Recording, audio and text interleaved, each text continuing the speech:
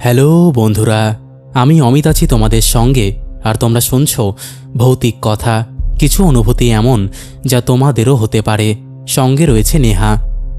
Loco pilot অর্থাৎ train চালক। একজন ট্রেন চালকের জীবনে কত রকম এক্সপিরিয়েন্স হয় সেটা তোমরা আজকের এই ঘটনার মাধ্যমে জানতে পারবে। ট্রেন চালাতে গিয়ে অনিচ্ছাকৃতভাবে একজন কাপেলকে কেটে দিতে হয়েছিল ট্রেন দিয়ে। তারপর একজন লোকো পাইলটের সাথে টানেলের মধ্যে এমন কিছু ঘটনা ঘটত যেগুলো তোমরা শুনলে তোমাদের রুহ কেঁপে যাবে। ঘটনাটা ঘটেছিল গয়া যাওয়ার সময়। আজকে তোমরা দুটো ঘটনা শুনতে চলেছ। দুটোর মধ্যে প্রথমটা একজন ডাক্তারের জীবনে ঘটে যাওয়া ঘটনা, আর দ্বিতীয়টা বলেই দিলাম। তো আর একদম দেরি করব না, তোমরা সিট বেল্ট বেঁধে নাও, কানে হেডফোনটা গুঁজে নাও। চলো এবার আমরা পাড়ি দিই ভূতের রাজ্যে। এক গ্রামে অঙ্কুশ নামে একটা ছেলে থাকত। ছোটবেলা থেকে সে খুবই ডানপিটে ছিল, পড়াশোনা করতে একদমই চাইতো না। সেই ছেলেটার বাবা মার তাকে নিয়ে চিন্তার শেষ ছিল না। অঙ্কুশ পড়াশোনা করতে চাইতো না বলে তার বাবা তাকে খুবই মারধর করত, এমনকি তাকে লোহার শিক গরম করে ছ্যাঁকাও দিয়েছে পায়ের মধ্যে। কিন্তু অঙ্কুশের তাতেও কোনো ভ্রুক্ষেপ ছিল না। অঙ্কুশের ব্রেনটা খুবই ভালো ছিল। অঙ্কুশের মা বই নিয়ে জোরে জোরে পড়ত, আর সেইটা অঙ্কুশ ঘরে খেলতে খেলতে সেগুলো শুনে শুনে মনে রাখত। এরকমভাবেই প্রাথমিক স্কুলের পড়াশোনা চলছিল।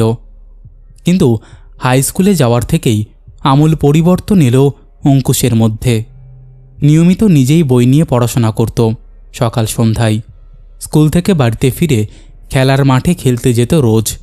মাঠ থেকে ফিরে হাত পা ধুয়ে বসে পড়ত। অবসর সময়ে মাটি দিয়ে বিভিন্ন রকমের পুতুল বানাতো আর গান গাইত। এরকমভাবেই অঙ্কুশের জীবন কাটতে থাকে। একের পর এক ক্লাসে উঠতে থাকে খুবই ভালো নাম্বার পেয়ে। ক্লাসে প্রথম স্থান অধিকার করত সে। যখন অঙ্কুশ 10ম শ্রেণীতে ওঠে তখন অঙ্কুশের পরিবারে একটা বিপর্যয় ঘটে। অঙ্কুশের বাবা অফিস যাওয়ার পথে ট্রেনের মধ্যে হৃদরোগে আক্রান্ত হয়ে পরলোক গমন করেন। বাড়িতে অঙ্কুশ ও তার মা অনুশ্রী তার বাবার অফিস থেকে আসার জন্য অপেক্ষা করছিল। রাত্রি গভীর হয়। তখনও অঙ্কুশের বাবা অজিতেশবাবু বাড়িতে আসে না। রাতে কোনোরকম খবর পায়নি অঙ্কুশের মা। পরের দিন সকালবেলা পুলিশ অজিতেশবাবুর মৃতদেহ তার পরিবারের হাতে তুলে দেয়। তখন অঙ্কুশ ও তার মা অনুশ্রী অজিতেশবাবুর মৃতদেহ দেখে কান্নায় ভেঙে পড়ে। তারপর থেকেই অঙ্কুশের পরিবারকে দুঃখ দারিদ্রতা গ্রাস করে। অঙ্কুশের বাবা বেসরকারি সংস্থায় কাজ করত বলে কোনোরকম পেনশনের ব্যবস্থা ছিল না। অঙ্কুশের বাবার অফিস থেকে 1 লাখ টাকার মতো পেয়েছিল অঙ্কুশের পরিবার। অঙ্কুশের মা সেই টাকাটা ফিক্সড ডিপোজিট করে রাখেন। তার থেকে যে সামান্য টাকা ইন্টারেস্ট পান তা দিয়েই কোনো মতে সংসার চলত। অঙ্কুশের বাবার শ্রাদ্ধ শান্তির পরে অঙ্কুশের মাধ্যমিক পরীক্ষা শুরু হলো।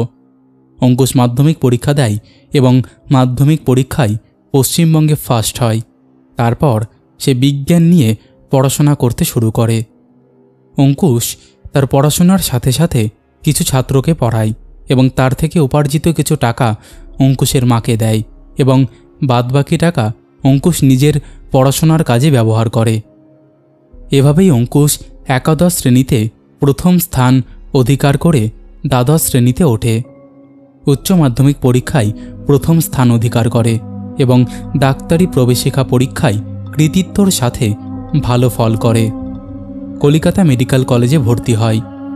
কলকাতা মেডিকেল কলেজে ভর্তি হওয়ার পর প্রথম বছরে অ্যানাটমি, ফিজিওলজি ও বায়োকেমিস্ট বিষয়গুলোতে ভালো নম্বর পেয়ে দ্বিতীয় বছরের MBBS কোর্সের পড়াশোনা শুরু করে। এমনভাবে ডাক্তারি পড়া সম্পূর্ণ করে। এক সময় পর সে গোল্ড মেডেল পায়। তারপর শৈল চিকিৎসক হওয়ার জন্য প্রবেশিকা পরীক্ষায় বসে এবং উত্তীর্ণ হয়। এরপর IPGM বিষয়গুলো নিয়ে পড়াশোনা করে। পড়াশোনা শেষ করে গ্রামের এক হাসপাতালে ENT সার্জন হিসেবে নিযুক্ত হয়।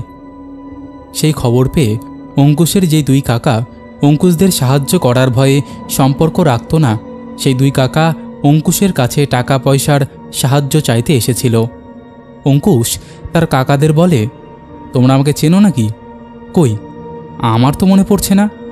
তখন অঙ্কুশ বলে, যখন আমার বাবা মারা যায় তখন তোমরা কোথায় ছিলে? এই বলে অঙ্কুশ তার দুই কাকাকে তাড়িয়ে দেয় আর বলে, অযথা আমাকে আর বিরক্ত করবে না। তখন অঙ্কুশের দুই কাকা অঙ্কুশের সামনে থেকে চলে যায় এবং দুজনে ঠিক করে অঙ্কুশকে ওরা সুখে থাকতে দেবে না। অঙ্কুশ ইএনটির সমস্ত বড় বড় অপারেশনগুলো খুব কম সময়ের মধ্যেই করে দিত, যেমন থাইরয়েডেক্টমি, ম্যাস্ট্রোডেক্টমি, ককলিয়ার ট্রান্সপ্লান্টেশন, এরকম বিভিন্ন প্রকার। অল্প কিছুদিনের মধ্যেই অঙ্কুশের নাম চারিদিকে ছড়িয়ে পড়ে এবং হিংসায় জ্বলে পুড়ে মরে তার দুই কাকা। অঙ্কুশ তার সহপাঠী তুলিকাকে বিবাহ করে। তুলিকা পেশায় একজন গাইনোকোলজিস্ট। তুলিকা ও অঙ্কুশ সুখে শান্তিতে দিন কাটাচ্ছিল। এমন সময় অঙ্কুশের কাকুরা কালো জাদু করে প্রেতাত্মা চালনা করে অঙ্কুশ ও তার স্ত্রী তুলিকার ওপর। অঙ্কুশ ও তুলিকার সাথে অদ্ভুত অদ্ভুত কিছু ঘটনা ঘটতে থাকে। তারপর তুলিকা হাসপাতালে যাওয়ার আগে স্নান করে ড্রেসিং টেবিলের সামনে আয়নায় দেখে চুল আঁচড়াতে যায়। তখন দেখতে পাই একটা বীভৎস মুখ ওই আয়নার মধ্যে এবং তুলিকা সঙ্গে সঙ্গে চিৎকার করে ড্রেসিং টেবিলের সামনে থেকে সরে যায়। তুলিকার চিৎকার শুনে অঙ্কুশ গিয়ে দেখে তুলিকা ভয় পেয়ে ঘেমে নেমে একাকার। সেই সময় অঙ্কুশ বলে, তুলিকা, তোমার কি হয়েছে? তুলিকা ভয়ে ভয়ে বলে, আয়নায় একটা বীভৎস মুখ দেখলাম। তখন অঙ্কুশ তুলিকার হাতের পালসটা চেক করে বলে, তোমার প্রচুর কাজের ধকল যাচ্ছে না, তাই এরকম মনে হচ্ছে। তোমার পালস রেটটাও বেশি আছে। যখন তুলিকা বলে, আর বেশি থাকলেও বাকি, কম থাকলেও বাকি, আজকে আমার দুটো সিজারিয়ান সেকশন অপারেশন আছে। ওরা পেশেন্টকে লেবার রুমে নিয়ে যাবে আর কিছুক্ষণের মধ্যেই, তাই আমাকে যেতেই হবে। তখন অঙ্কুশ বলে, ও, আমারও ওপিডি আছে, যেতেই হবে। এই বলে দুজন অল্প কিছু খাওয়া দাওয়া করে হাসপাতালের উদ্দেশ্যে রওনা হয় গাড়িতে। হঠাৎ অঙ্কুশ গাড়ি চালাতে চালাতে লুকিং গ্লাসে চোখ পড়তেই সজোরে গাড়ির ব্রেক কষে। তুলিকা অঙ্কুশকে বলে, কি হলো, এমনভাবে গাড়িটা দাঁড় করালে কেন? তখন অঙ্কুশ বলে, গাড়ির পেছনের সিটে হাত পড়া একটা মহিলা বসে আছে, আমি তো তাকে দেখেই গাড়ি দাঁড় করালাম। তুলিকা ও অঙ্কুশ পেছনে সিটের দিকে তাকিয়ে দেখে সেখানে কেউ নেই। তখন অঙ্কুশ ও তুলিকা বলল, আমাদের দুজনেরই খুব ধকল যাচ্ছে, আমরা অল্প কদিনের ছুটি নিয়ে কোথাও একটা ঘুরে আসলে কেমন হয় বলো তো? শরীর আর মন দুটোই ভালো থাকবে। তখন তুলিকা বলে, মাকেও আমাদের সাথে নিয়ে চলো না, মাও তো বাড়িতে একা থাকতে থাকতে একঘেয়ে হয়ে গেছে। আমরা তো কোনো সময়ই পাই না যে মাকে বেড়াতে নিয়ে যাব। তখন অঙ্কুশ বলে, ঠিক আছে চলো। এই বলে দুজন হাসপাতালে গিয়ে তাদের কাজ সেরে বাড়িতে ফিরে আসে। অঙ্কুশ সোফায় বসে চা খাচ্ছিল। তখন হঠাৎ দেখতে পেল ছোট বেটে বামনের মতো কিছু অদ্ভুত দেখতে মানুষ ঘরের বাংকারের ওপর বসে পা দোলাচ্ছে। তাদের মুখ থেকে রক্ত ঝরে পড়ছে এবং ঠোঁটের দুই দিক দিয়ে দাঁত বেরিয়ে আসছে।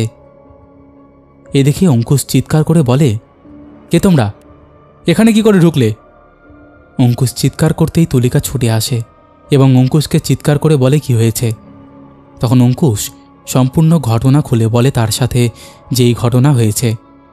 এই ঘটনা ঘটার দুদিন পরেই আগরতলায় যাওয়ার প্লেন অঙ্কুশদের। আগরতলা যাওয়ার দিন সকালবেলা অঙ্কুশও তার মা স্ত্রীকে নিয়ে বিমানবন্দরে গিয়ে পৌঁছায় এবং নির্দিষ্ট সময়ে প্লেনে করে আগরতলা গিয়ে পৌঁছায় ওরা। সেখানে গোমতী নদীর তীরে একটি সুন্দর বাংলো বাড়িতে গিয়ে উঠল ওরা। যেদিন গিয়ে উঠল এই বাড়িতে সেদিন সমস্ত কিছু ঠিকঠাকই ছিল। পরের দিন দুপুরবেলা থেকে উপদ্রব শুরু হলো। তুলিকা দুপুরের খাওয়া দাওয়া সেরে বিছানায় বিশ্রাম করছিল। সে সময় দেখে তার পাশে বীভৎস দেখতে একটা লোক শুয়ে আছে। সেই বীভৎস দেখতে লোকটার মুখ থেকে মাংস ঝরে পড়ছে এবং তুলিকাকে জড়িয়ে ধরার চেষ্টা করতেই তুলিকা চিৎকার করে কোনো মতে খাটের থেকে নেমে পালিয়ে যায়। অঙ্কুশকে দেখে ভয়ে কাঁদতে কাঁদতে বলে, আমার মনে হয় কেউ আমাদের কিছু করেছে। তখন অঙ্কুশ বলে, না না, কেউ কিছুই করেনি। তার উত্তরে তুলিকা বলে, যদি নাই করবে, বাড়িতে থাকার সময় আমি আর তুমি দুজনই ভয় পেলাম, আর একটু আগে আমার সাথে কি ঘটনা ঘটেছে জানো তুমি?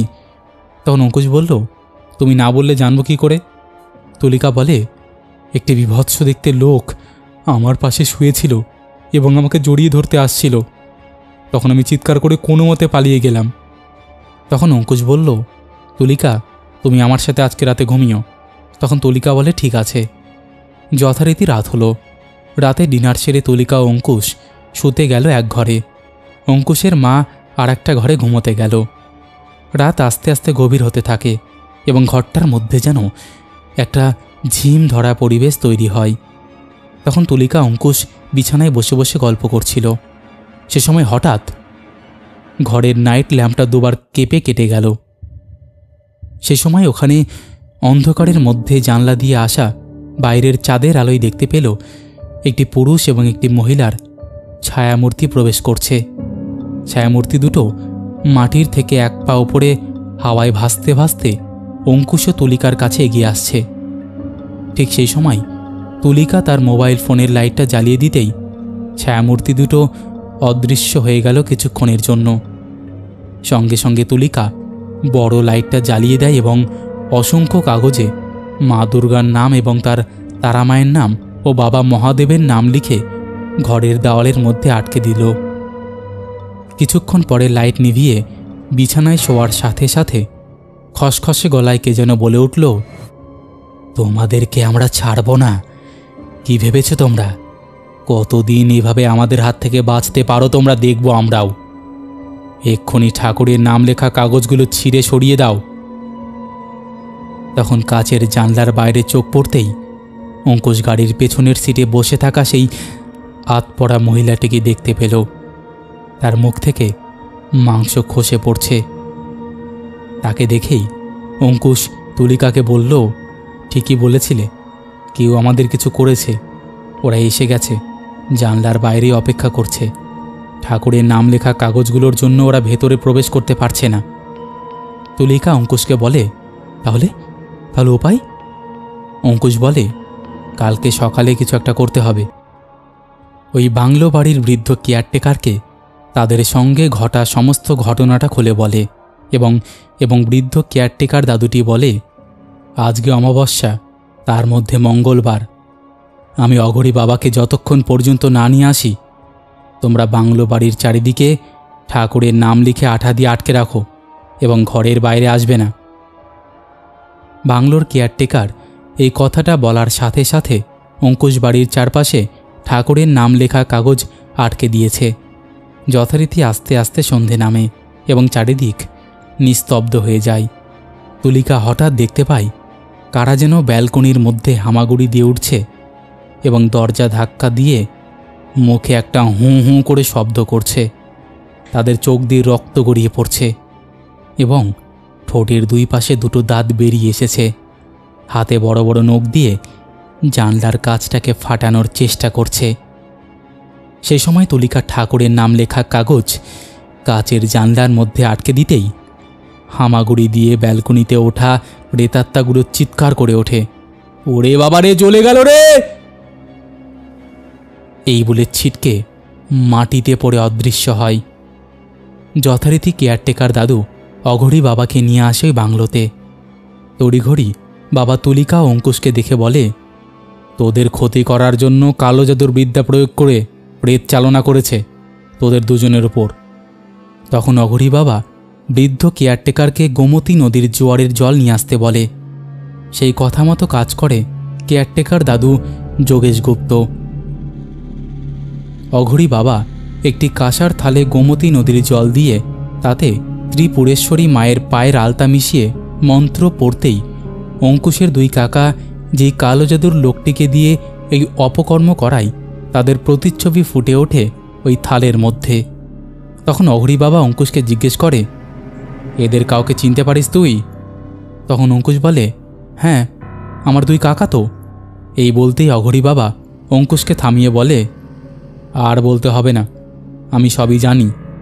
আমি তোকে এবং বৌমাকে দুটো মাদুলি দিচ্ছি, কোনো অবস্থাতেই হাতের থেকে খুলবি না। তোদের শেষ করার জন্য তোর দুই কাকা খুবই বাজে দুটো অপমৃত্যুর প্রেতাত্মাকে পাঠিয়েছিল এবং ওদের সঙ্গে আরও অনেকগুলো এসেছিল। দর্পণের দিকে তাকিয়ে দেখ, কতগুলো প্রেতাত্মাকে পাঠিয়েছিল। শুধু দুটোই না, আরও খান 30 এসেছিল। এরা কেউই সাধারণভাবে মরেনি। কেউ সার্কাসে খেলা দেখাতে গিয়ে মরেছে, কেউ বা আগুন দিয়ে, কেউ বা ফাঁসি দিয়ে। ওরা কালো জাদুর লোকের কাছে বন্দি, ওদের ধরে এনে ওদের দিয়ে খারাপ কাজ করায়। প্রেতাত্মারা মুক্তি পাওয়ার আশায় এই কাজগুলো করে, কিন্তু মুক্তি পায় না। সে কারণে কালো জাদুর লোকেদের পরে মেরে ফেলে। কালো জাদু যারা করে এরা কিন্তু কোনো তান্ত্রিক নয়। এরা সবসময় নিম্ন কাজ করে থাকে টাকা পয়সার বিনিময়ে। এরা কিছু নিম্নমানের গুরু ধরে ভেলকিবাজি, মারণ উচাটন এবং বশীকরণ করা বান মারা ও প্রেত চালনা শেখে। এরা কখনোই শুভ কর্ম করতে পারে না, কারণ এদের সাথে ভগবানের কোনো যোগাযোগ থাকে না। এই বলে অঘরী বাবা চলে যাওয়ার আগে বলে, তোর ওই কাকারা ওই কালো জাদুর লোকটা খবর পেয়ে যাবে। তোদের ওপর থেকে ওই প্রেতাত্মাদের কুপ্রভাব কাটিয়ে দিয়েছি। এই ঘটনার পরে অঙ্কুশ তার মা এবং স্ত্রীকে নিয়ে 14 দেবতার মন্দির, ত্রিপুরেশ্বরী মায়ের মন্দিরে, পাগলি মাসির মন্দিরে, উদয়পুরে মায়ের মন্দির ও কমলা সাগর দর্শন করে নির্দিষ্ট দিনে প্লেনে করে নিজেদের গন্তব্যে এসে পৌঁছায়। অঙ্কুশ ও তুলিকা যথারীতি নিজেদের কাজে যোগ দেয়। বেশ কিছুদিন পরে ঘটল আর এক ঘটনা। তুলিকা অপারেশন করতে করতে হঠাৎ তার হাত থেকে মাদুলিটা খুলে পড়ে যায় ওটির মেঝেতে। সেই মাদুলিটা রক্তের মধ্যেও মেঝেতে পড়ে যাওয়াতে মাদুলির গুণটা নষ্ট হয়ে যায়। এই ঘটনার কয়েক মাস পরে তুলিকা তখন 7 মাসের অন্তঃসত্ত্বা। সে হাসপাতাল থেকে কাজের ছুটি নিয়ে ঘরে বিশ্রাম করছে, যাতে সুস্থ স্বাভাবিক সন্তানের জন্ম দিতে পারে। তুলিকার হাতের মাদুলিটা নষ্ট হয়ে গেছে। তুলিকা সেটা বুঝতে পেরে আর পড়েনি। অঙ্কুশকে কিছু আর জানায়নি। অঙ্কুশ অযথা চিন্তা করবে এই ভেবে। মাদুলি না পড়ে তুলিকা বেশ ভালোই ছিল কিছুদিন। হঠাৎ একদিন সকালে তুলিকা বাথরুমে স্নান সেরে বাড়ির সামনে উঠোনে গিয়ে দাঁড়ায়। তখন একজন অপরিচিত ব্যক্তি তুলিকাকে খুব বাজেভাবে দেখছে। তুলিকা সেটা লক্ষ্য করতেই সেই লোকটা ছুটে পালিয়ে যায়। যেই লোকটা তুলিকাকে বাজেভাবে দেখছিল সেটার কেউ না, অঙ্কুশের কাকার পাঠানো একটি লোক। অঙ্কুশ তার বইয়ের উপর নজর রাখার জন্য সে গিয়েই অঙ্কুশের কাকাদের খবর দেয় তুলিকার হাতে বা গলায় কোনো মাদুলি নেই। এই ঘটনা ঘটার কয়েকদিন পরে তুলিকার ভীষণ ভয় করতে থাকে। তুলিকার যেন মনে হচ্ছে কেউ যেন খুব বাজেভাবে তুলিকাকে স্পর্শ করছে এবং তুলিকার গলা টিপছে। এই ঘটনাটা অঙ্কুশকে খুলে বলতেই অঙ্কুশ বলছে, এই গর্ভাকালীন সময়ে এমন একটু মনে হয়, এটা তোমার মনের ভুল হতে পারে। তখন তুলিকা বলল, আমি একজন গায়নের ডাক্তার, এমন তো আমি জন্মেও শুনিনি। সে সময় অঙ্কুশের নজর পড়ল তুলিকার হাতের দিকে। অঙ্কুশ বলল, তোমার হাতে মাদুলিটা কোথায়? তুলিকা বলল, অপারেশন করার সময় হাত থেকে খুলে মেঝের মধ্যে পড়েছিল, রক্তের মধ্যে, তাই নষ্ট হয়ে গেছে। আমি ওটা তুলে ধুয়ে রেখে দিয়েছি। তখন অঙ্কুশ শুনে বলে, সর্বনাশ, এটা কি করেছো তুমি? অঙ্কুশ আর একটুও সময় নষ্ট না করে বাংলোর কেয়ারটেকার দাদুকে ফোন করে সমস্ত ঘটনাটা বলে এবং কেয়ারটেকার দাদুকে টাকা পাঠায়। বলে খুব শিগগিরই অঘরী বাবাকে নিয়ে যাতে অঙ্কুশের বাড়িতে নিয়ে আসে। অঙ্কুশের কথা মতো বাংলোর কেয়ারটেকার দাদু অঘরী বাবাকে নিয়ে আসে অঙ্কুশের বাড়িতে। তখন অঘরী বাবা গিয়ে দেখে প্রেতাত্মা তুলিকার শরীরে প্রবেশ করেছে। তুলিকার চোখ দুটো লাল হয়ে আছে, মাথার চুল উস্কো খুস্কো করে ঘরের জানলা দরজা বন্ধ করে শুয়ে আছে, কার সঙ্গে যেন কথা বলছে। মেরো না, মেরো না, আমাকে ছেড়ে দাও। তখন অঘরী বাবা যেতেই কথা বন্ধ হয়ে গেল এবং অঘরী বাবাকে বাধা দেওয়ার জন্য তুলিকার ভেতরে থাকা প্রেতাত্মা হাতের সামনে যেই জিনিস পাচ্ছে অঘরী বাবার দিকে ছুঁড়ে মারছে। তখন অঘরী বাবা মন্ত্র পড়া শুরু করেন। এই দেখে তুলিকা খাটের উপর চুপ করে শুয়ে মুখে গঁ গঁ করে শব্দ করছে। অঘরী বাবা বলে, আপাতত আমি একটা লাল সুতো দিচ্ছি, তুলিকা মায়ের বাঁ হাতে বেঁধে দাও, তাতেও কিছুটা শান্তিতে থাকবে।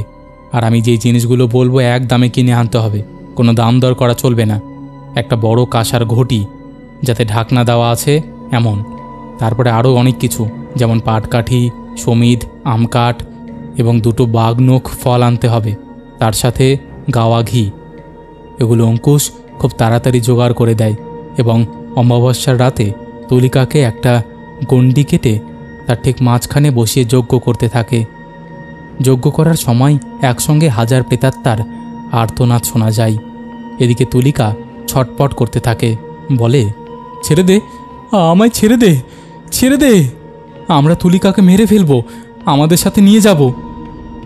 তখনই অঘরী বাবা বলে, আয়, তোদের নিয়ে যাওয়াচ্ছি তুলিকা মাকে, তোরা তোদের নাম বল শীঘ্রই। তখন প্রেতাত্মা বলে, বলবো না। তখন অঘরী বাবা বলে, আচ্ছা বলতে হবে না, তোদের কে পাঠিয়েছে সেটা বল। তখন মন্ত্র পড়ে অঘরী বাবা গঙ্গাজল ও মন্ত্রপুত জল ছেটাতেই খসা খসা গলায় বলে, সনাতন আমাদের এই মেয়েটার ক্ষতি করার জন্য পাঠিয়েছে, কিন্তু আমরা সবে উপদ্রব শুরু করতেই তোর আগমন হলো। তখন অঘরী বাবা বলে, তোরা তো মায়ের সাথে নোংরামো করছিলি। তখন প্রেতাত্মা বলে ওঠে, বাবা আমাদেরকে পিটিয়ে পিটিয়ে পাঠিয়েছে আর বলেছে তুলিকাকে মেরে ফেলতে। এই কথা শুনে অঘরী বাবা বলে, আমি থাকতে তা কখনো হতে দেব না। অঘরী বাবা যজ্ঞে আহুতি দেওয়ার পরেই তুলিকা অজ্ঞান হয়ে পড়ে যায় এবং প্রেতাত্মা ও সনাতন বাবার সমস্ত শক্তি ওই কাঁসার ঘটির ভেতর বন্ধ করে ঘটির ঢাকনার মুখটা বন্ধ করে দেয়। এরপর অঘরী বাবা ঝোলার মধ্যে লাল কাপড়ে বেঁধে ঝোলাতে ঢোকাতেই সনাতন বাবা দৌড়তে দৌড়তে অঙ্কুশের বাড়িতে এসে অঘরী বাবার পা ধরে এবং বলে, আমার শক্তি ফিরিয়ে দিন। তখন অঘরী বাবা বলে, তোকে শুদ্ধ বন্দি করিনি, তোর অনেক ভাগ্য ভালো, যতদিন তুই বাঁচবি ততদিন ভালো করে বেঁচে থাকবি, আর তোকে দিয়ে যারাই বাজে কাজটা করিয়েছে তাদের কি অবস্থা হয়েছে সেটা গিয়ে একবার দেখে আসিস। ওরা নিজেদের কর্মফল ভুগছে, ওরা নিজের হাতে জল গড়িয়েও খেতে পারবে না, ওরা মাতৃপুরা সুন্দরী মায়ের কোপে পড়েছে। তোর ক্ষমতায় শুধু চলে গেছে এবং তাছাড়া আর কোনো ক্ষতি হয়নি, কারণ তোর পুনর্জন্মের কর্মফলের জন্য। প্রেতাত্মাগুলোকে বন্দি করে দিলাম কারণ ওরা অন্য কোনো মেয়ের সাথে নোংরামি করত, সেই কারণেই বন্দি করে রেখেছি। ওই প্রেতাত্মাগুলোকে মুক্তি দেওয়ার আদেশ দেয়নি আমার মা। এই বলে তুলিকার আস্তে আস্তে জ্ঞান ফিরতেই তুলিকা বলে, আমি কোথায়? তখন অঘরী বাবা বলে, মা তুই তোর শ্বশুর বাড়িতে। এই ঘটনার পরে অঘরী বাবা আরেকটি মাদুলি দেয় তুলিকাকে, বলে, গলায় হাড়ের মধ্যে পড়ে থাকবি। এই বলে অঘরী বাবা ও কেয়ারটেকার দাদু আগরতলায় চলে যায়। অল্প কিছুদিন পরেই তুলিকা একটি সুন্দরী ফুটফুটে কন্যা সন্তানের জন্ম দেয়। ফোনে কেয়ারটেকার দাদুকে সুখবর দেয় অঙ্কুশ ও তুলিকার একটি কন্যা সন্তান হয়েছে। এই খবরটা শুনে কেয়ারটেকার দাদু বলে, মা ত্রিপুরা সুন্দরী তোদের মেয়ের রূপে এসেছে। তারপর থেকে আর কোনো অপ্রীতিকর ঘটনা ঘটেনি অঙ্কুশের পরিবারের সাথে। অঙ্কুশ ও তুলিকার মেয়ে একটু বড় হতেই আগরতলার ত্রিপুরা সুন্দরী মায়ের মন্দিরে নিয়ে গিয়ে পুজো দিয়ে আসে অঙ্কুশের পরিবার এবং কেয়ারটেকার দাদু ও অঘরী বাবার সাথে দেখা করে আসে। তারপর থেকে আনন্দে ও সুখে শান্তিতে তাদের দিন কাটছে এবং তাদের পরিবার এখন অনেক ভালো আছে। এই ঘটনাটা ভালো লাগলে অবশ্যই পড়ে শুনিও। আমি অভিক ভট্টাচার্য, ধন্যবাদ। তো বন্ধুরা, এই ছিল ঘটনা। আশা করছি ঘটনাটি তোমাদের ভালো লেগেছে। সত্যি ঘটনাটা খুব ইউনিক ছিল। এরকম ঘটনা খুব কমই বেরিয়ে আসে। আর এরকম কেয়ারটেকারের সাথে যদি তাদের দেখা না হতো তাহলে কি হতো ভেবে দেখো তো। সত্যি কেয়ারটেকার দাদুটা ছিল জন্যই হয়তো তারা প্রাণে বেঁচে গেছে। এরকম হেল্প না করলে হয়তো সেই অঘরী বাবার সাথে দেখাও হতো না, বা কার হাতে গিয়ে পড়তো কী বা হতো কেই জানে। আশা করছি তাদের পরিবার এখন খুব সুখে এবং শান্তিতে আছে এবং আগামী দিনেও যেন তারা সুখে শান্তিতে বসবাস করতে পারে এবং তাদের সাথে যেন কোনো রকম আর বাজে কিছু না ঘটে। সত্যি কদিন আগেও আমার এরকম একটা কোয়ারি এসেছিল যে একটা মেয়ের উপর খুব বাজেভাবে একটা ক্রিয়া করা হয়েছে। আমাকে টেক্সট করেছিল যে কী করণীয়। আমি কি বলবো, এটার উত্তর আমি পাচ্ছি না। কিভাবে করেছে, কার হাতে গিয়ে পড়বে, কেমন তান্ত্রিক, আমাকে বলছে উপায় কি। আমি বললাম যে একটা তান্ত্রিক বা কবিরাজ দেখাতে, তাছাড়া তো কোনো উপায় নেই। মানুষ যে কেন এসব করে আমি বুঝে পাই না। যাই হোক, আমি বারবার বলবো এইসব করা থেকে একদম বিরত থাকো, সবসময় সাবধানে থাকো এবং চট করে কাউকে বিশ্বাস না করাই ভালো। তো তোমরাও যদি এরকম ঘটনা শেয়ার করতে চাও তাহলে অবশ্যই আমাদের সাথে কন্ট্যাক্ট করতে পারো। আমাদের সাথে কন্ট্যাক্ট করা একদম ইজি। আমাদের হোয়াটসঅ্যাপ নাম্বার থেকে শুরু করে সমস্ত সোশ্যাল মিডিয়ার লিঙ্ক তোমরা ডেসক্রিপশান সেকশনে পেয়ে যাবে। তো আর দেরি কিসের, তাড়াতাড়ি কন্ট্যাক্ট করে নাও। চলো এবার আমরা শুরু করছি পরের ঘটনা। একজন অবসরপ্রাপ্ত লোকো পাইলট জেঠুর কাছ থেকে শোনায় ঘটনা। জেঠুর নাম এখানে খুব একটা প্রয়োজন নেই, তাই বলছি না। আমার বাড়ির ঠিক বিপরীতেই জেঠুর বাড়ি। ছোটবেলায় আমার যখন মন খারাপ লাগতো তখন আমি আমার ওই জেঠুর বাড়িতে যেতাম। জেঠু ও বম্মা আমায় ছোট থেকেই খুব ভালোবাসে। তখন আমি জেঠুকে বলতাম, ও জেঠু, তুমি আমাকে একটা গল্প শোনাও না। জেঠু তখন বলতো, এই নে নিমকিটা খা, আমি গল্প শোনাচ্ছি। জেঠু তার রেলের কর্মজীবন সম্পর্কে অনেক গল্প বলতো। সে প্রথমে রেলে কাজ শুরু করে কয়লার ইঞ্জিনের ফায়ারম্যান হিসেবে। তারপর পরীক্ষা নিরীক্ষা দিয়ে পদোন্নতি হয়। ফায়ারম্যান থেকে ইঞ্জিন মেনটেন্যান্স এবং তারপরে বৈদ্যুতিক ইঞ্জিনের রক্ষণাবেক্ষণে সহকারী ইঞ্জিনিয়ারিং পদে এবং তার থেকে অ্যাসিস্ট্যান্ট লোকো পাইলট হিসেবে নিযুক্ত হন। তার কর্মদক্ষতা দেখে তাকে অ্যাসিস্ট্যান্ট লোকো পাইলট পদ থেকে লোকো পাইলট হিসেবে নিযুক্ত করা হয়। আগেকার দিনে এখনকার মতো এত নিয়মকানুন ছিল না। যাদেরকে রেলে চাকরি দেওয়া হতো ওনারা মদ খান কিনা, কোনোরকম নেশা ভাঙ করেন কিনা এবং পড়াশোনা জানেন কিনা সেগুলো দেখে খোঁজখবর নিয়ে নিয়োগ করা হতো। জেঠু আরও অনেক ঘটনাই আমাকে বলতো, যেগুলো শুনতে আমার খুব ভালো লাগতো। ইলেকট্রিক ইঞ্জিনে পেন্টোগ্রাফটা তুলতে, মানে তারের সাথে ট্রেনের ইলেকট্রিক সংযোগ করতে যেই ধাতব পাতটা তারের থেকে ইলেকট্রিক আনে, সেটা তুলতে কম্প্রেসারে কত প্রেশার লাগে এবং ঝিরিঝিরি বৃষ্টি হলে ট্রেনের চাকা ফলস খেলে বা স্লিপ হলে কি করতে হয় এবং WAP-7 ইঞ্জিনের ভেতর সমস্ত মেকানিজম, তাতে কি মোটর আছে, ট্র্যাকশন মোটর কোথায় থাকে, পেন্টোগ্রাফের সাহায্যে কিভাবে ডিসি কারেন্ট ইঞ্জিন দিয়ে AC কারেন্টে কনভার্ট করা হয় এবং ট্রেনের মধ্যে অনেক ব্যাটারির সেল থাকে ও একটা বিরাট বড় ট্রান্সফরমার থাকে, সেটা তেলের মধ্যে চোবানো থাকে। এইসব কিছুই জানতে হয়। এগুলো বললাম কারণ অনেকেই হয়তো জানে না, সেজন্যই বললাম। জেঠু বলেছে, যদি জোরে ট্রেনের ইঞ্জিনে ধাক্কা লাগে তাহলে ইঞ্জিনে আগুন লেগে যাবে। ট্রেনে চেন পুল করলে কিভাবে ইঞ্জিনে ভ্যাকুম পড়ে যায়, ট্রেন দাঁড়িয়ে যায়, সেসব বিষয়ে গল্প শোনাতো জেঠু। ট্রেনের ইঞ্জিনের ভেতর ব্লোয়ার আছে, যার সাহায্যে ইঞ্জিনকে ঠান্ডা রাখে। ট্রেন কিভাবে চালানো হতো এবং কিভাবে নচ দিতে হতো, নচ মানে গিয়ার চেঞ্জ করাকে নচ বলে। ট্রেনে ইঞ্জিনের ভেতর একটা ছোট্ট কম্পিউটার স্ক্রিন আছে, তার সাহায্যে ট্রেন ও ইঞ্জিনে কোনো গোলযোগ থাকলে দেখা যেত। কোনো লোকো পাইলট ট্রেন চালাতে চালাতে যদি ঘুমিয়ে পড়ে তখন ইঞ্জিন 3 বার জোরে জোরে বেল বাজাতো। তাতেও যদি লোকো পাইলট না ওঠে তাহলে ট্রেন ইঞ্জিন আস্তে আস্তে ছড়িয়ে পড়বে, কারণ ট্রেন চালিত লোকো পাইলটকে একটা ছোট্ট উল্টানো বাটির মতো জিনিসে পা রাখতে হতো। তাহলেই ট্রেনের ইঞ্জিন বোঝে লোকো পাইলট ঠিক আছে বা ঘুমিয়ে পড়েনি। জেঠু আরও অনেক গল্প করেছে। প্যাসেঞ্জার ট্রেনের লোকো পাইলটরা যদি কোনো ভুল করে তাহলে তাদের পানিশমেন্ট দেওয়া হয় মালগাড়ি চালাতে দিয়ে। ওই জেঠু একবার একজন লোককে ট্রেনে কাটা পড়ার হাত থেকে বাঁচাতে গিয়ে ট্রেন লেট করে গন্তব্যে পৌঁছানোর জন্য, সেই কারণে জেঠুকে পানিশমেন্ট দেয়। তো সেই মালগাড়ি চালানোর সময় জেঠু দেখতে পায় একজন লোক রেল লাইনের মধ্যে শুয়ে আছে। জেঠু দূর থেকে তাকে দেখতে পেয়ে হর্ন বাজাতে থাকে। 58টা বগির মালগাড়ি নিয়ে রানীগঞ্জ থেকে দুর্গাপুরে আসছিল জেঠু। তখন ওই লোকটা ট্রেনের হর্ন শুনেই লাইন থেকে না ওঠায় বাধ্য হয়ে কেটে দিয়ে চলে যেতে হলো, কারণ ট্রেনে যদি ব্রেক লাগায় তাহলে 1 কিলোমিটার দূরে গিয়ে ট্রেনটা দাঁড়াতো, তাতে লোকটিকে বাঁচানো যেত না। আর যদি এমার্জেন্সি ব্রেক মারে তাহলে ট্রেন লাইনচ্যুত হতো। এভাবে জেঠু বহু মানুষকে বাঁচানোর অনেক চেষ্টা করেও বাঁচাতে পারেনি, কারণ জেঠুর কাছে করার নির্দেশ ছিল যে কোনো পরিস্থিতিতে ট্রেনের সামনে কোনো লোক পড়ে গেলেও ট্রেন দাঁড় করানো যাবে না। একদিন রাত্রিবেলা জেঠু ও তার সহকারী চালক বন্ধুকে নিয়ে ধানবাদ থেকে গয়া যাচ্ছিল। সেই সময় 3য় টানেলটা পার হতেই ট্রেনের হেডলাইটের আলোয় জেঠু দেখতে পায় কে যেন রেল লাইনের মধ্যে দিয়ে দৌড়চ্ছে। জেঠু সশব্দে হর্ন বাজায় টানেলটা পার করে, কারণ টানেলের ভেতর হর্ন বাজানোর বারণ আছে। জেঠু কিছু দূর যেতেই দেখতে পায় লাইনের ওপর আর কাউকে দেখা যাচ্ছে না। এমন দৃশ্য দেখে জেঠু ও তার বন্ধু একটু ভয় পেয়ে গেল। এই ঘটনা ঘটার কিছুদিন পরে জেঠু লাইট ইঞ্জিন নিয়ে যাচ্ছিল। এমন সময় দেখতে পাই একটি ছেলে ও একটি মেয়ে চুপ করে শুয়ে আছে ট্রেনের ওপর। জেঠু দূর থেকে দেখে পঁ করে একটা হর্ন বাজায়। ওই ছেলে ও মেয়েটি একবার তাকিয়ে আবার শুয়ে পড়ে। ইঞ্জিনের স্পিড এত বেশি ছিল যে ইঞ্জিন দাঁড় করানোর সুযোগ পায়নি জেঠু।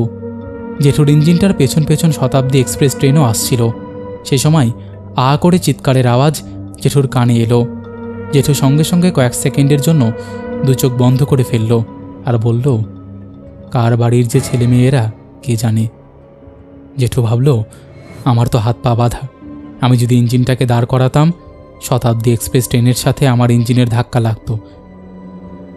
সামনের ক্রসিংয়ে জেঠু ডান দিকের লাইন দিয়ে চলে যায় এবং শতাব্দী এক্সপ্রেস সোজা বেরিয়ে যায়। এই ঘটনা ঘটার কিছুদিন পর থেকেই জেঠু ইঞ্জিন নিয়ে ওই জায়গাটায় পার হতে গেলেই কাটা পড়া ওই ছেলে মেয়ে দুটোর আত্মাকে দেখতে পেত। ওই আত্মা দুটো হাত নেড়ে যেন জেঠুকে কিছু বলতে চাইতো। এই উপদ্রব দিনে দিনে বাড়তে থাকে। জেঠু ট্রেনের সামনে দিয়ে হাত ধরাধরি করে ছুটে যেত এবং আচমকা অদৃশ্য হয়ে যেত। একদিন জেঠু ডেসিফটের ডিউটি করে রাত্রে বাড়ি ফিরে খাওয়া দাওয়া করে ঘুমিয়ে পড়ে এবং জেঠিকে স্বপ্ন দেখিয়ে বলে, আমাদের দুজনকে কেড়ে দিলেন। জেঠু ঘুমের মধ্যে চিৎকার করে ডেকে উঠে বলল, তোমরা রেল লাইনে শুয়ে থাকবে তো কাটবো না? স্পিডে আসা ট্রেন কখনো চট করে থামানো যায় না। আমরা নিরুপায়, বাধ্য হয়েই হর্ন বাজাই যাতে লাইন থেকে মানুষ সরে যায়। তোমরা তো আত্মহত্যা করতে এসেছিলে। জেঠুর পাশে বম্মা শুয়েছিল। বম্মার জেঠুর কথা শুনে ঘুম ভেঙে যায় এবং বলে, কাদের সাথে কথা বলছো তুমি? তখন জেঠু বম্মাকে সমস্ত ঘটনা খুলে বলে। বম্মা জেঠুকে বলে, তুমি খবর নাও, ওই ছেলে ও মেয়ের নামটা কি? ওদের নামে গয়ায় প্রেতশিলায় পিণ্ড দিয়ে আসবো। বম্মার কথা মতো জেঠু সেই জায়গায় গিয়ে আশেপাশের লোকের কাছ থেকে খবর নেয় ও জানতে পারে ছেলেটার নাম রাকেশ শর্মা ও মেয়েটির নাম ছিল নিভা তিওয়ারি। ওরা দুজন দুজনকে ভালোবাসত। দুই বাড়ির লোক তাদের সম্পর্ক মেনে না নেওয়ায় এই পরিণতি। জেঠু ওদের নাম জেনে গয়ায় গিয়ে প্রেতশিলায় পিণ্ডদান করে। তারপর থেকে জেঠু আর ওই ট্রেন নিয়ে যাওয়ার সময় আত্মহত্যা করা ছেলে মেয়ে দুটোকে কখনোই দেখতে পায়নি। স্বপ্নে অবচেতন মনেও জেঠু আর ওদের কখনো দেখতে পায়নি। এই ছিল ঘটনা। ইতি অভিক ভট্টাচার্য। বন্ধুরা, এই ছিল দুটো ঘটনা। আশা করছি দুটো ঘটনাই তোমাদের দারুণ লেগেছে। কেমন লেগেছে তোমরা অবশ্যই সেটা কমেন্ট করে জানিয়ে দাও। তোমাদের মধ্যে এখনও যারা এই পরিবারে যুক্ত হওনি তারা যুক্ত হয়ে যাও। চলো আর কথা বাড়াবো না, এবার আমরা শুরু করব শাউট আউট পর্ব। শেষের এপিসোডে ফার্স্ট কমেন্ট করেছে প্রভাত রাজা, লাভ রিয়াক্ট দিয়েছে। সেকেন্ড কমেন্ট করেছে সোমা দাস, লিখেছে সত্যি ঘটনাটা দুর্দান্ত ছিল। থার্ড কমেন্ট করেছে অভিজিৎ ডিয়ারি, লিখেছে হাই। হ্যালো। তারপরে কমেন্ট করেছে শুভ বেরা, লিখেছে হাই অমিতদা, আমার বাবার নামটা একবার বলো। মলয় দত্ত। Hello Malay uncle. তারপরে কমেন্ট করেছে শ্রীমন্ত মল্লিক, লিখেছে আমার জিএফের নামটা একটু বলবে, ওর নাম অঙ্কিতা। হ্যালো অঙ্কিতা। তারপরে কমেন্ট করেছে চুমকি ঘোষ, ডিজে ভ্লগার অনিশ। দিয়া দাস লিখেছে হ্যালো অমিতদা, কেমন আছো? দিন দিন তো তোমার ঘটনাগুলো শুনতে শুনতে নেশা হয়ে যাচ্ছে। সারাদিন মনে হয় যে অমিতদা হয়তো ইউটিউবে ঘটনা দিয়েছে। Thank you so much. তারপরে কমেন্ট করেছে কবিতা দাস, লিখেছে দাদা তোমার বাড়ি কোথায়? আমার বাড়ি হচ্ছে দক্ষিণ দিনাজপুর। তারপরে কমেন্ট করেছে একশো অধিকারী। দীপ পাল। সৌমিলি মণ্ডল লিখেছে দাদা চলে এলাম তোমার গল্প শুনতে, ভালো আছো? হ্যাঁ ভালো আছি গো, তুমি কেমন আছো? তারপরে কমেন্ট করেছে দীপশ্রী দাস। নবরূপা দত্ত লিখেছে দাদা তোমার গলা শুনে ঘুমানোর অভ্যেস হয়ে গেছে। তারপরে কমেন্ট করেছে মধু, লিখেছে তাড়াতাড়ি কমেন্ট করছি দাদা, আমার নামটা একটু নিও, আমি তোমার অনেক বড় ভক্ত। হ্যালো মধু। তারপরে কমেন্ট করেছে বিশ্বজিৎ দাস, গার্গী পান্ডা, মৌসুমি, প্রদীপ মল্লিক, সুদীপ দাস, সুপ্রিয় দাস, টিঙ্কু দাস, মনিকা ত্রিপুরা, ইয়োর রিয়া লিখেছে একবার আমার মাম্মামের নামটা নিও, ওনার নাম আয়ুষী। হ্যালো আয়ুষী। তারপরে কমেন্ট করেছে বিকি বাগচি, লিখেছে চলে এসেছি দাদা। মনীষা চৌধুরী লিখেছে হাই দাদা, আমি বাংলাদেশ থেকে শুনছি, টেক লাভ। তারপরে কমেন্ট করেছে বিদিশা ঘোষ, লিখেছে অমিত ফাটাফাটি লাগলো, এগিয়ে যাও। তারপরে আরও কমেন্ট করেছে সুদীপ মান্না, রাখি পাসমান, বিশ্বজিৎ দাস, রিতম হালদার, মিষ্টি পাখি, এইচডি গেমার, বদমাস, বাদশাহ গেমিং লিখেছে একবার হ্যালো করে বলতে, হ্যালো বাদশাহ।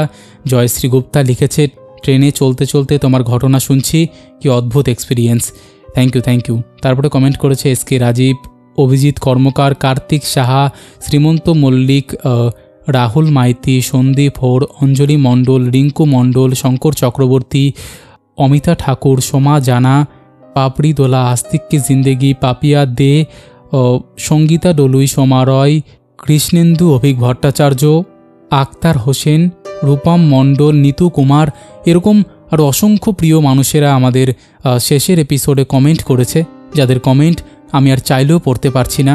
তো আজকের মতন এখানেই শেষ করছি, আবার দেখা হবে নতুন কোনো ঘটনা নিয়ে।